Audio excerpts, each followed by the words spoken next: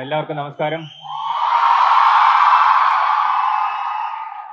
അങ്ങനെ ഇത്രയും നല്ല ഇവന്റ് ഓർഗനൈസ് ചെയ്ത KC-ക്കും റെഡ് FM-നും താങ്ക്സ് പറയുന്നു.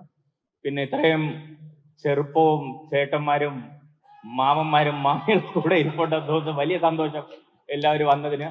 Thank you so much for showing all the support. ഇത് really means a lot to KCA and ഇവിടെ കളിക്കുന്ന എല്ലാ പിള്ളേർക്കും ഇത് ഭയങ്കര വലിയ സപ്പോർട്ടാണ്. ഒരു ചെറിയൊരു മിനി IPL-ന്റെ ഫീലൊക്കെ ഉണ്ട് ഇവിടെ.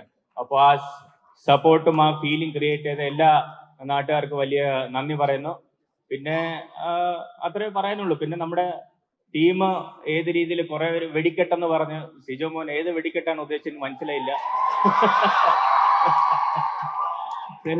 പലപേര് പല മസാല പറഞ്ഞിട്ട് പോയി. അപ്പൊ ഞാനും കൂടെ എന്തെങ്കിലുമൊക്കെ പറയണമല്ലോ, അപ്പോഴല്ലേ അത് എപ്പോഴെപ്പോഴും നമ്മുടെ അതെ പഞ്ച് ഡയലോഗ് ഉറപ്പായിട്ടും. നമ്മുടെ ഒരു കൊച്ചി ടീമാണെങ്കിലും ഒരു തിരുവനന്തപുരം സ്റ്റൈൽ തന്നെ കളിക്കല്ലേ. തിരുവനന്തപുരം സ്റ്റൈലിൽ കളിക്കുന്ന ഒരു കൊച്ചി ടീം, അതാണ് കൊച്ചി ബ്ലൂ ടൈഗേഴ്സ്. അതെ, ഒന്നും നോക്കാതെ ബോൾ നോക്കുക, വലിച്ചങ്ങ് അടിക്കുക.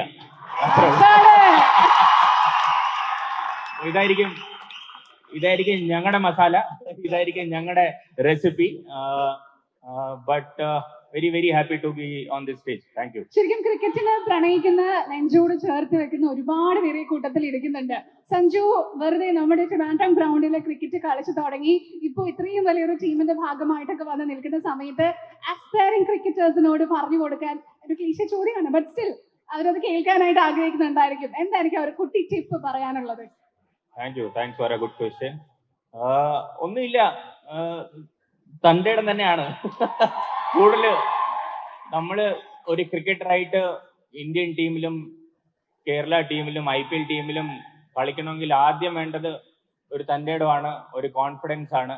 അത് നാട്ടുകാർ നമ്മുടെ കൂടെ ഉള്ളവർ തന്നെ പലതും പറയും, കുറച്ച് അഹങ്കാരമായിപ്പോയി സഞ്ജു, പണ്ടത്തെ പോലെയല്ല ഇപ്പൊ കുറച്ച് അഹങ്കാരമായിപ്പോയി എന്നൊക്കെ പലരും പറയും. പക്ഷെ ആ അഹങ്കാരം നിങ്ങൾ ഒരു ദിവസം നിങ്ങളെ ഒരു സ്റ്റേജിൽ ഇങ്ങനെ ഒരു ദിവസം എത്തിക്കും. അതിനൊരു കോൺഫിഡൻസ് വേണം. ആ കോൺഫിഡൻസ് ഇല്ലാതെ ഗ്രൗണ്ടിൽ ഇറക്കാൻ പാടില്ല. നമ്മൾ കോൺഫിഡൻസ് എറഗൻസ് ആയാലും കുഴപ്പമില്ല, പക്ഷെ ഗ്രൗണ്ടിന്റെ പുറത്ത് ഇറങ്ങിയിട്ട് നമ്മൾ ഹംബിൾ ആയിരിക്കണം. അത്രേ എനിക്ക് പറയാനുള്ളൂ. ഇത് അഹങ്കാരമല്ല, ഇത് പ്യുവർ കോൺഫിഡൻസ് ആണ്. Subscribe to One India and never miss an update.